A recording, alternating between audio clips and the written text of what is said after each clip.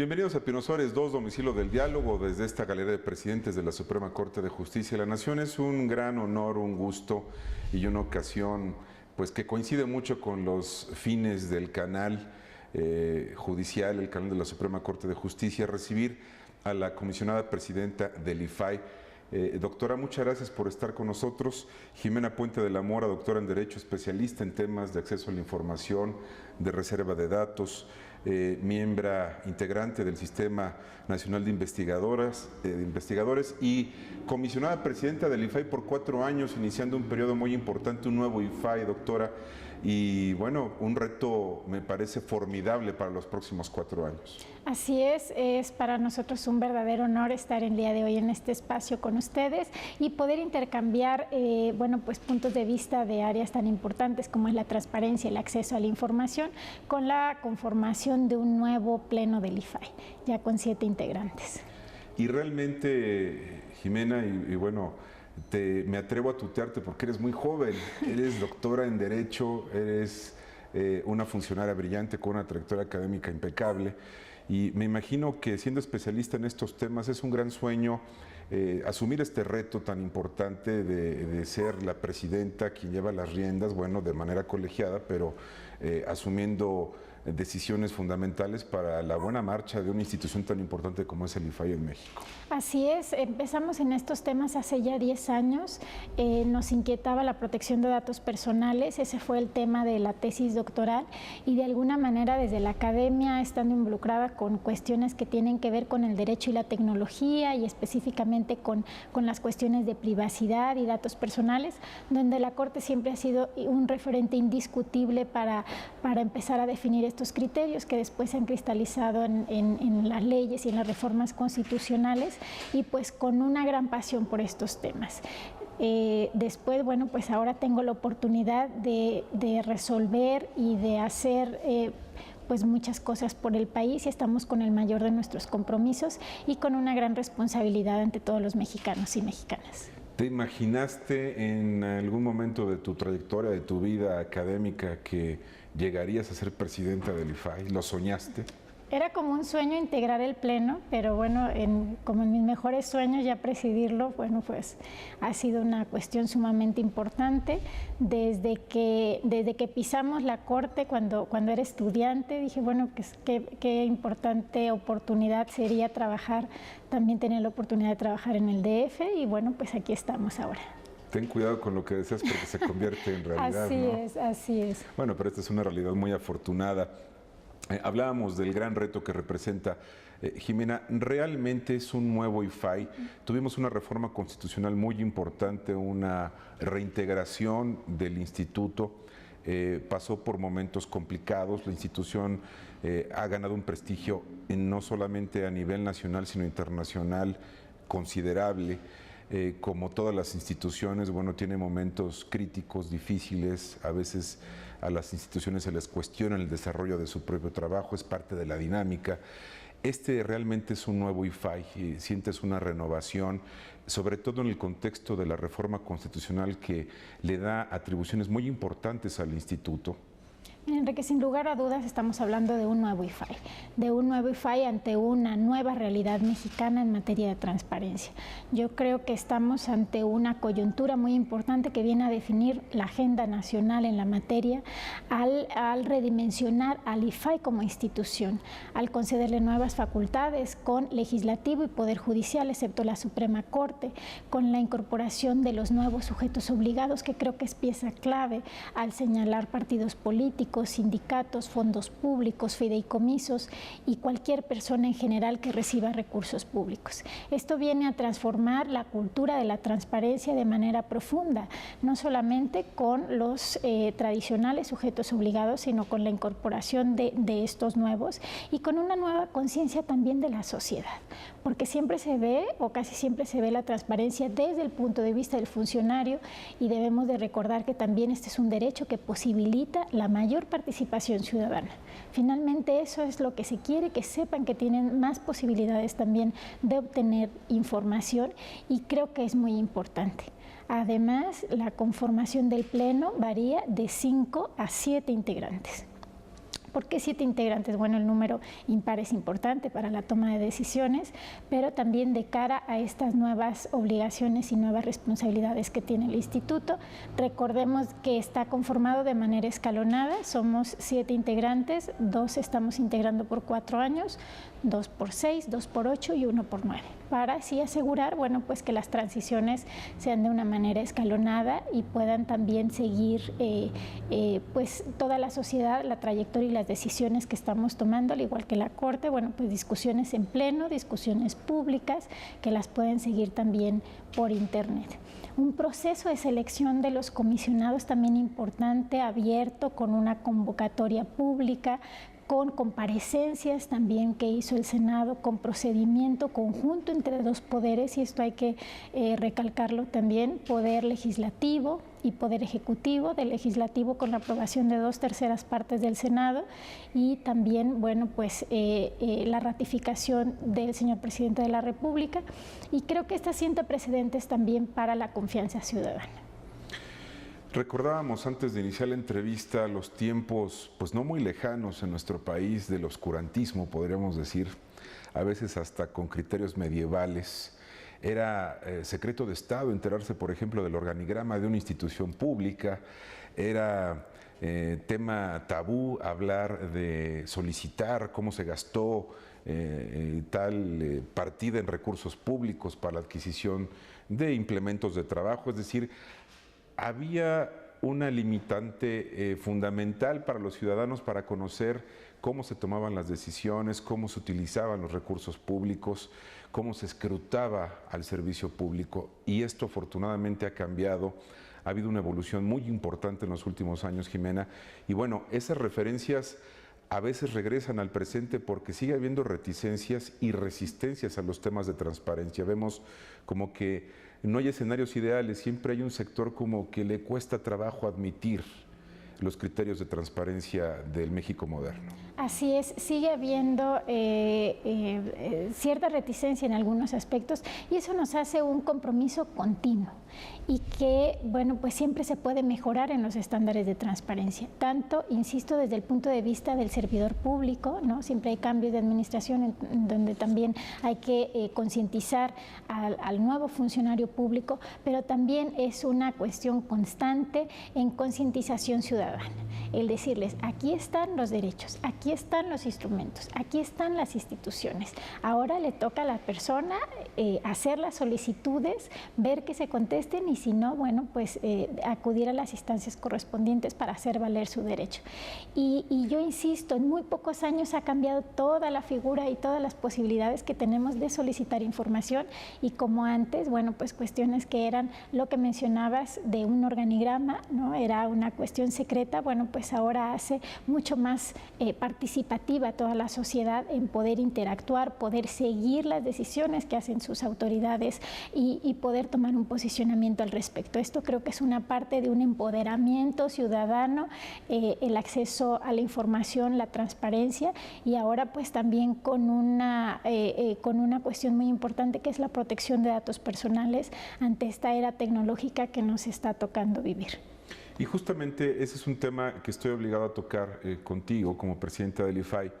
En virtud de la reforma constitucional se le dieron nuevas atribuciones al instituto. Una de ellas es presentar acciones de inconstitucionalidad ante esta instancia que es la Suprema Corte de Justicia para que se analice si hay algún tipo de violación a los principios constitucionales. Y en fecha reciente, Jimena, bueno, el instituto decidió, siendo un órgano colegiado, no emprender una acción de inconstitucionalidad en el tema de la geolocalización que atañe a sistemas penales, sobre todo tiene que ver con un tema de combate a la delincuencia, en el que se cuestionaba como vulneración a la privacidad de las personas que sin que mediara una orden judicial pudiera pedírsele a una empresa o una aplicación por internet a través del uso del teléfono celular la ubicación en tiempo real de una persona.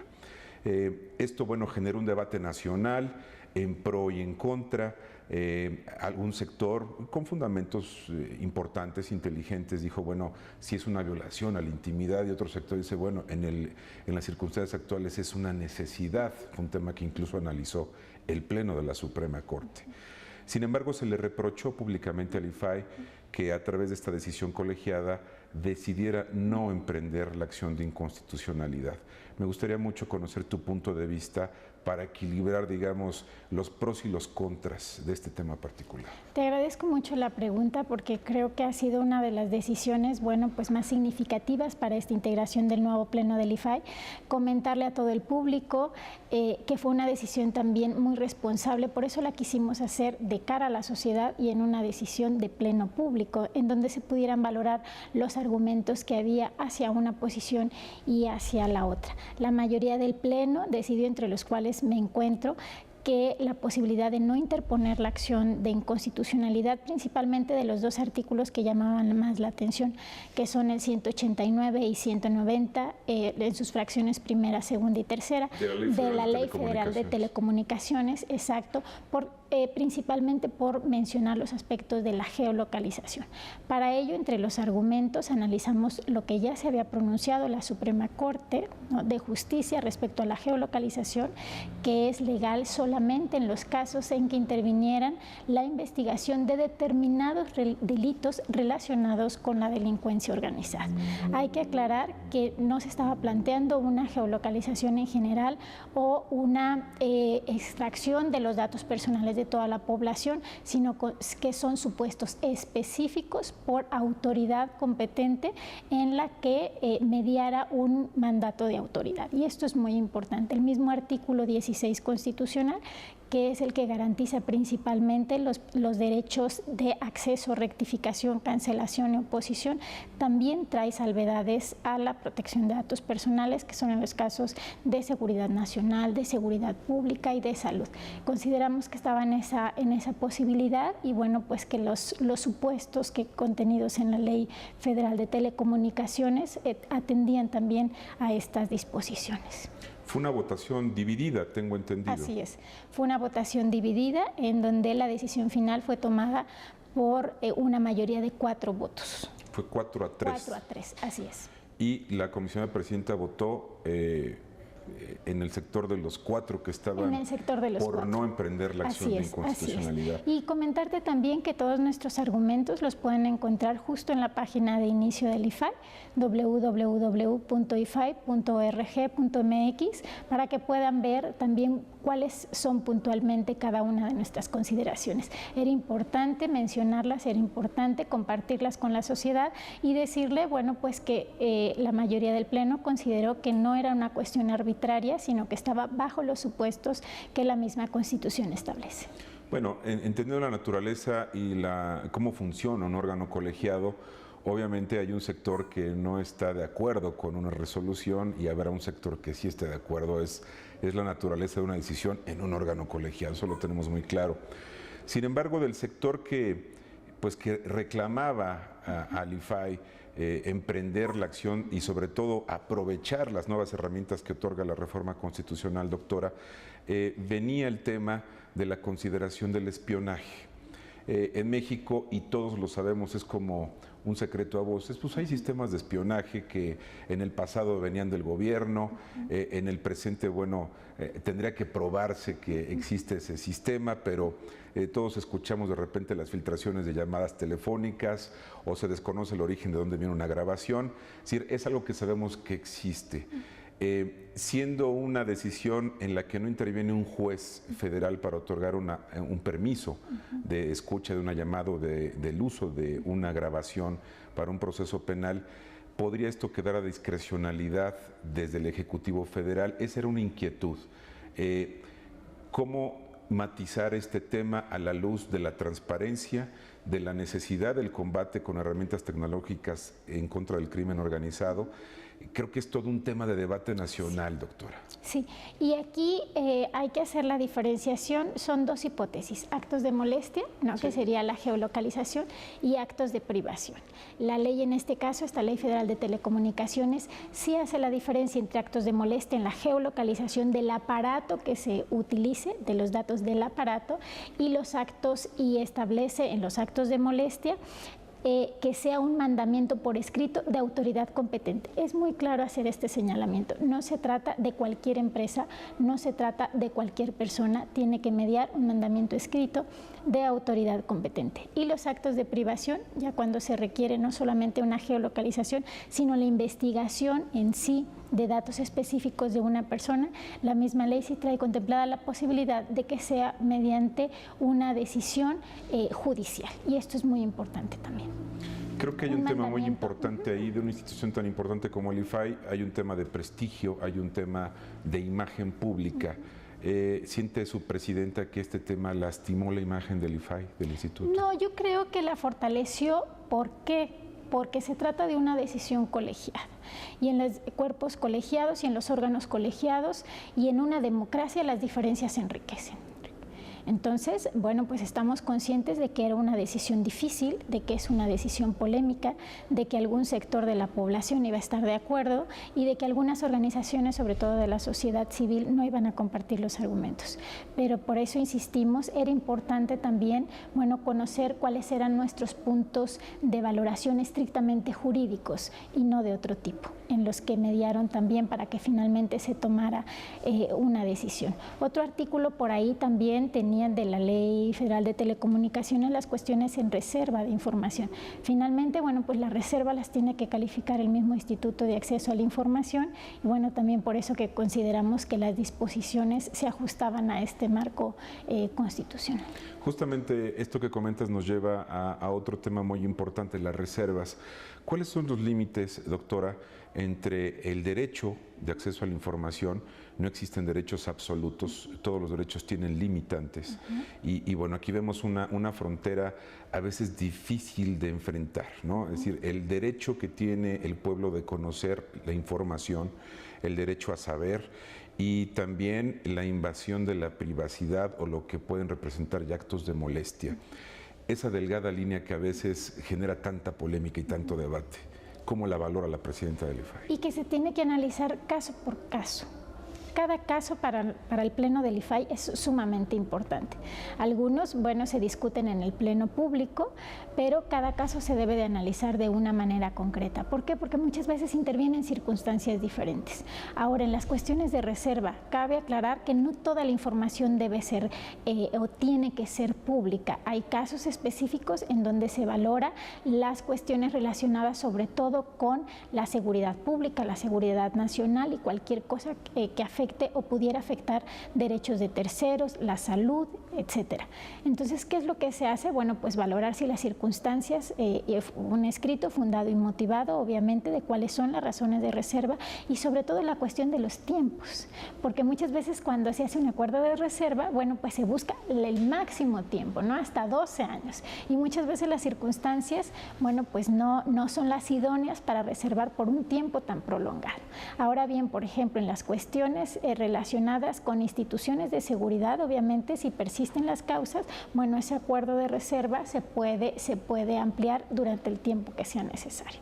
Entonces, bueno, pues hay como las dos posturas, ¿no? Quien quiere cerrar toda la información y quien quiere abrir toda la información. Y bueno, pues hay cuestiones relacionadas con estas hipótesis y también con información denominada confidencial, que es todos los datos personales que se debe de mantener también reservada.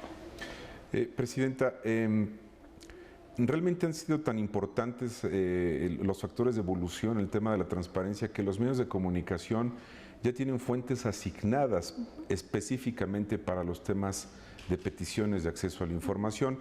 Es un ejercicio natural que un medio en búsqueda de información, digamos, de la nota, pues haga cuestionamientos, solicitudes, es, digamos, la normalidad de un aparato democrático donde se tiene derecho a saber. Pregunto esto, hay temas que han despertado mucho el interés mediático, como por ejemplo el expediente médico del presidente de la República. Y es un tema igualmente a debate, bueno, ¿dónde empieza la esfera privada? Donde se determina que siendo pues el primer mandatario y el Ejecutivo Federal unipersonal, bueno, pues tendría que valorarse una reserva o no, siendo un tema de interés nacional, conocer el estado de salud del presidente de la República, por ejemplo. Otro tema que ha despertado mucho interés es el de quienes han resultado beneficiados, por ejemplo, con devoluciones de impuestos, sobre todo enfocándolo a empresas particulares, porque hay listas que, bueno, revelan información muy importante y, digamos, lo voy a decir en términos muy coloquiales, pueden balconear a mucha gente. Así es. ¿Cómo se valoran este tipo de temas que despiertan tanto el interés nacional y que cuando se niega o se reserva provoca desencanto en los medios? Se van generando como juicios paralelos en los medios de comunicación también con relación a las decisiones del IFAI. La declaración patrimonial, por ejemplo, que es otro tema. Un tema que fue debate en la Suprema Corte. Un tema que fue debate en la Suprema Corte, el expediente médico, que también fue debate en los colegiados, que ya hay un criterio por ahí también de, de establecer en este caso la reserva. Pero mira, y qué bueno que preguntas, porque ha habido también una evolución de los solicitantes en la cuestión del acceso a la información. Al principio eran prácticamente solo medios de comunicación y se ha ido ampliando más el espectro a hacerlo profesionistas, a hacerlos amas de casa, a hacerlos académicos para investigación, y también un sector muy importante, el periodismo de investigación, aquel que se tiene que ir a fondo para ver las causas y, bueno, pues posteriormente hacer una cuestión de investigación respecto a una nota en particular. Y muchas veces efectivamente es un tema que se va dilucidando tanto en los medios de comunicación que pareciera que existe un proceso paralelo al proceso cuasi jurisdiccional que lleva el instituto.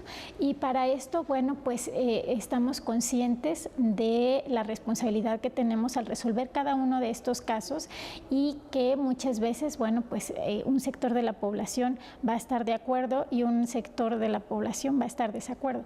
¿Cuál aquí es, y consideramos que es la clave de ir atendiendo a las circunstancias también particulares de cada caso en concreto? Porque recordemos que, al igual que los criterios que ha establecido la Suprema Corte de Justicia de la Nación, históricamente muchas veces las circunstancias van cambiando o los preceptos legales van cambiando y se modifican esos criterios. ¿Cuál es la responsabilidad del IFAI? Actuar con un respeto irrestricto a las decisiones también de cada uno de nosotros. El mismo Poder Legislativo, conjuntamente con el Ejecutivo, nos han depositado una confianza, y esa confianza se tiene que ver reflejada en la responsabilidad que tomamos en cada una de nuestras decisiones. Para ponerte un ejemplo, en los últimos plenos estamos resolviendo alrededor de 187 asuntos más o menos de acceso a la información y alrededor de 49 de datos personales cada semana. Entonces, y todavía no está la incorporación de estos nuevos sujetos obligados, todavía no está otra facultad muy importante, que es la capacidad de revisión del Instituto Federal de Acceso a la Información respecto a la última instancia de los estados de la República, o la capacidad de atracción de casos que por su relevancia así lo ameriten. Entonces estamos muy conscientes de esta responsabilidad y actuando con el mayor de nuestro interés en cada caso en particular. ¿Cómo establecer criterios de independencia y ganar más credibilidad con las decisiones tan trascendentes que toma el IFAI? Es decir, mucho también se dijo por parte de un sector que no estuvo de acuerdo con ciertas decisiones del IFAI, que, bueno, el IFAI se estaba partidizando y que había intereses. ¿Cómo blindarse de eso, doctora? Porque pues es naturaleza de un órgano colegiado, insisto, que toma decisiones. ¿Cómo blindarse de eso y cómo establecer criterios que dejen clara la independencia de una institución autónoma? Con las decisiones públicas y con la posibilidad que tenga toda la gente de verificar, bueno, cuáles son finalmente nuestras resoluciones y en qué sentido van cada una de ellas. Hemos resuelto asuntos muy importantes que tienen que ver con las cuestiones que acabas de mencionar, con las cuestiones de deudores fiscales, por ejemplo, con las cuestiones que tienen que ver ya con el último pleno nos tocó resolver y abrir información, por ejemplo, de la contratación del edificio Estela de Luz, etcétera, etcétera. Estamos teniendo cada vez cuestiones muy interesantes que resolver, las subimos al pleno y que el debate y los argumentos se vean en cada una de estas resoluciones. ¿Cuál es el tema que despierta más solicitudes? Me imagino que tienen ustedes una referencia como clara de cuáles son los temas que despiertan a veces más el interés o dirigen más los solicitantes de información. Instituto Mexicano del Servicio Social, muchas solicitudes que tienen que ver a semanas cotizadas y expediente clínico. Secretaría de Educación Pública también es otra dependencia a la que recurren a solicitar información, Servicio de Administración Tributaria. Esas serían, pues de las instituciones como las más sobresalientes en solicitudes de la información. Y bueno, queremos que cada vez más mexicanas y mexicanos acudan, porque alrededor nada más del 5% de la población nacional ha hecho uso de su ejercicio del derecho de acceso a la información, y que vean que es un derecho que les puede significar en beneficios en su vida cotidiana. ¿Cómo puedo, a través de una solicitud, conocer mi expediente, por ejemplo, conocer mis semanas cotizadas, o conocer los mejores estándares para la escuela que van mis hijos, ¿no? O poder comparar cuáles son los criterios que utilizan una institución educativa y otra? Es decir, mediante este derecho no solo se hace un periodismo de investigación, que también lo alentamos, sino se puede significar un avance y un beneficio en la vida cotidiana de cada persona. Jimena, quiero aprovechar los últimos 3 minutos y una pregunta importante es: ¿cómo valora o determina o califica el IFAI el tema de la transparencia judicial? En un tema que se ha avanzado mucho. Hace unos días se dio el Seminario Internacional de Transparencia Judicial y es un tema permanente, pues, que ha dado muestras la Corte de estar comprometido como institución con la transparencia, el Consejo de la Judicatura. Por supuesto que siempre hay mucho que hacer y se tiene que ejercer la autocrítica y decir, bueno, hay mucho trabajo por delante. Pero ¿cómo estaríamos calificando el accionar del Poder Judicial Federal en temas de transparencia?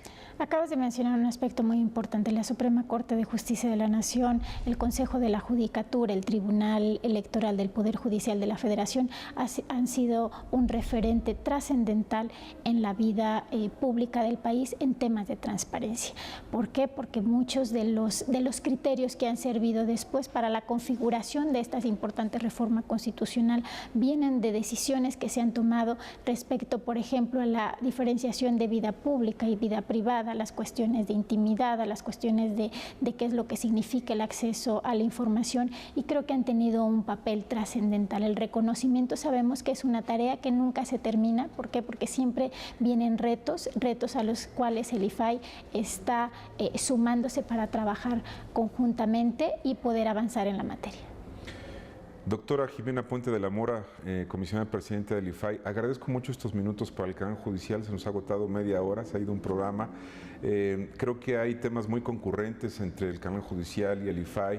Hay un afán del canal por convertirse y consolidarse como una herramienta de transparencia de la Suprema Corte, del Poder Judicial de la Federación, y hago votos porque este sea un foro permanente para que hablemos mucho de los temas de transparencia que son de interés nacional, y agradezco mucho estos minutos. Sé que la agenda a veces es muy complicada. De verdad, tu presencia aquí pues es motivo de satisfacción. Muchas gracias. Muchas gracias. Te agradecemos este espacio que nos brindas al Instituto Federal de Acceso a la Información. Un saludo a mis compañeros integrantes del Pleno y a todos los que nos siguen en la transmisión de este programa. Jimena, muchas gracias. También le agradezco a usted el favor de su atención. Le invito a que siga en el canal judicial. Muchas gracias.